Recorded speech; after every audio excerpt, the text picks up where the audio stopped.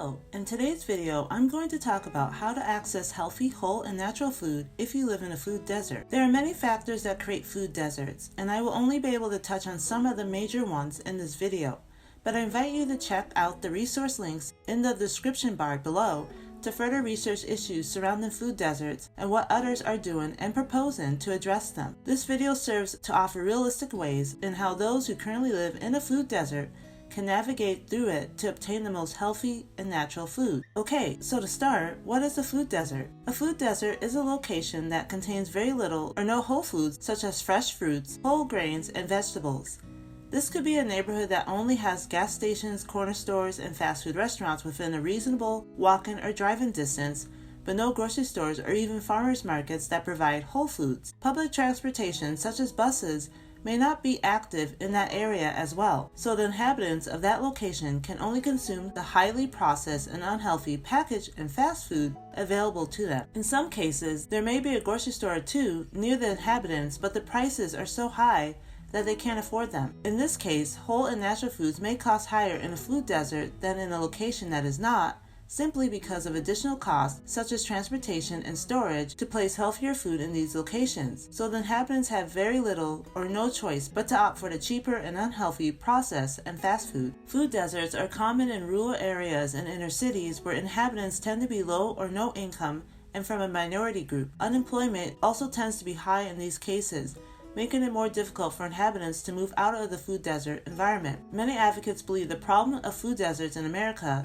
is due to structural racism, especially in African American and Latin communities. In these communities, grocery stores that could provide whole foods don't want to set up shop because they believe they will not make a substantial profit. Nevertheless, this is a larger social issue that must be considered if we truly want to eliminate food deserts in America. According to the U.S. Department of Agriculture, over 13 million people in America live in a food desert.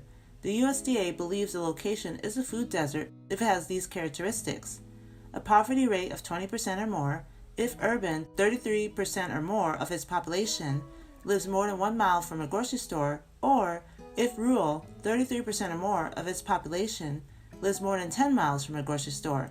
Currently, most food deserts, around 82%, are located in urban areas. With what we know about food deserts, here are 9 ways you can still access affordable whole and natural food despite living in such an environment. First, carpool.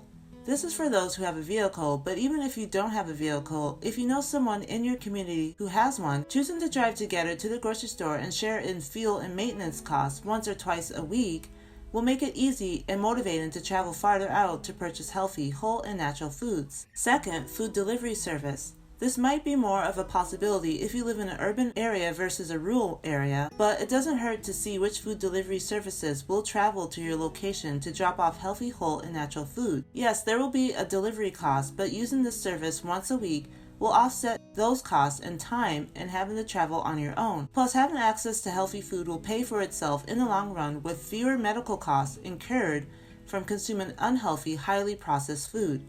If you don't know where to start in finding local food delivery services, check with a grocer when you make it to a grocery store. Nowadays, many major grocery stores have some type of food delivery service. Also, consider mobile markets. These are nonprofit organizations that deliver fresh and healthy food in a bus, for example, to local neighborhoods. They sell the food to residents at an affordable price and even accept food stamps or assistance vouchers such as SNAP. Second Harvest is another nonprofit organization that delivers food to residents in need. They do not charge clients receiving the food. Other similar organizations are Meals on Wheels America and Farmers Market Recovery Program by Food Forward. Third, choose the healthiest foods from gas stations and convenience stores. This will require a little bit of knowledge on what's healthy and what's not, but for starters, choosing what looks close to what naturally comes from the earth is a good place to start. Many gas stations and convenience stores will at least have some milk, string cheese, and canned and dry goods such as nuts, beans, rice, pasta, fruits, and vegetables. While a bag of roasted and salted almonds or a can of mixed vegetables in salt water is not the healthiest, it will be better than a bag of deep-fried chips. You can always rinse the beans in plain water to reduce the salt anyway. So ignore the food by the checkout counter, which tends to be unhealthy, and browse the aisles in refrigerated areas, where most natural food is likely to be stocked. Fourth, garden. If you have access to some land, consider starting a small herb and vegetable garden. Even if you don't have land, see if your area has a community garden, or even start a porch or balcony garden of herbs and small vegetables with a raised bed or planter. For some herbs, if you have a windowsill that receives adequate air and sunlight, you can plant some and small vegetables from your window. Generally, produce that tends to grow well in small spaces are peppers, tomatoes, leafy greens, strawberries, basil, rosemary, sprouts, and cilantro. Some say it's possible to grow produce such as celery, fennel, and bok choy in water. No soil required.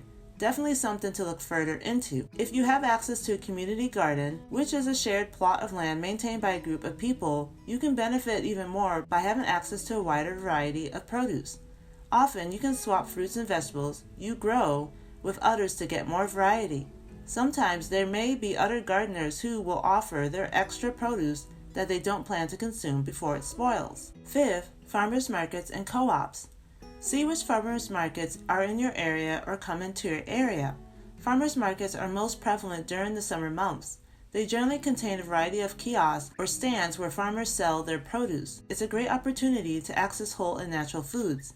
In some cases, you may be able to negotiate with a farmer for a lower cost if their asking price is out of reach. If you don't have a farmers market or co-op, which is an agricultural cooperative, it doesn't hurt to advocate for them among your community members and leaders who can encourage farmers to set up shop in a food desert during their peak harvest months. 6. Staples and bulk buy. When you have the opportunity to access natural and whole foods, such as through a farmer's market, grocery store, or delivery service, invest in foods that won't perish quickly and ideally bulk food. This will allow you to make your healthy food supplies last longer, requiring you to make significant trips less or access whole food suppliers such as farmers markets and food deliverers less. Do your best to create space in your home to store bulk food. If you have a basement, deep freezer, or extra closet, those could be spaces to store extra food. Nevertheless, invest in foods such as nuts, seeds, grains, flours, pasta, even dried vegetables and fruits. Consider freezing and canning fresh fruits and vegetables, even buying produce in these forms. They are usually canned or frozen at peak freshness, so you'll still obtain the same nutrients as their unprocessed versions. If buying preserved food or preserving fresh food, you can enjoy them for months, even up to a year, and during off-season, allowing you to still eat healthy when you can't make it to a place that offers healthy food regularly. It also helps to learn how to preserve whole and natural food and make it last longer. I'll link a video on how to make healthy food last longer so you can prevent food and money waste. 7th, food pantries. A food pantry is a place where food, often from farmers markets, co-ops, community gardens, and grocery stores, is sent so they can be redistributed to low-income or poor individuals and families. Food pantries do not charge their participants for the food. The food is given to them for free. Food pantries will generally connect with local organizations such as schools, churches, and libraries to reach those who need their services. So see if there are food pantries in your area. They may also be called food banks. Even soup kitchens are another resource. One area to start is checking with local churches and libraries for these resources. 8th, public food assistance. If you have access to healthy food but it's priced beyond your income or what you can afford, consider public food assistance, i.e. food stamps, which you may be eligible for. Government food assistance programs such as WIC and SNAP provide food funds for individuals and families based on their income. The amount you receive is dependent on your yearly income. There's also the National Council of Aging, NCOA, that provides food assistance to low-income older adults. In addition to government food assistance programs, are nonprofit food assistance programs such as Meals on Wheels that deliver healthy foods for those lacking access. The USDA also has a national hunger hotline, 1-866-3-HUNGRY, that you can call to receive guidance on how to access healthy food with low or no income.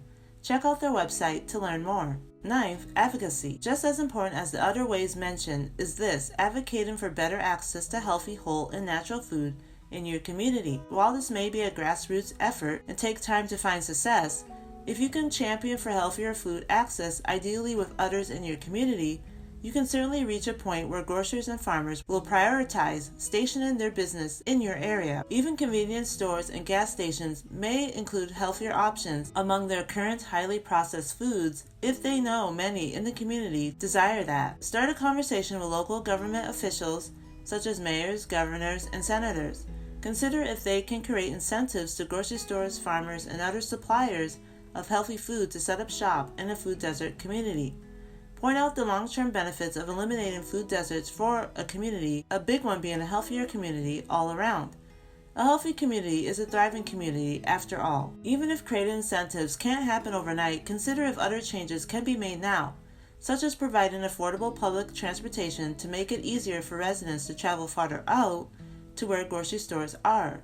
Consider creating a local group of community members who share their personal frustration and concerns of not having access to healthy food. From there, confidence and ideas can build on how to approach the situation and get things moving to where a change can happen. A lot of the solutions may require funding to put an end to a food desert, but if the eventual gains can be articulated and visualized, those who have the power to do so just might make ending food deserts a priority. That's it. Thank you so much for watching. I hope I gave a clear overview of what a food desert is and what you can do to still obtain healthy, natural, and whole food if you live in one. Please like, comment, and share so others wanting to understand food deserts and who especially want to know how to obtain healthy food if they live in one can discover this video. Subscribe for more natural living, whole food, and nutrition videos, and until next time, take care.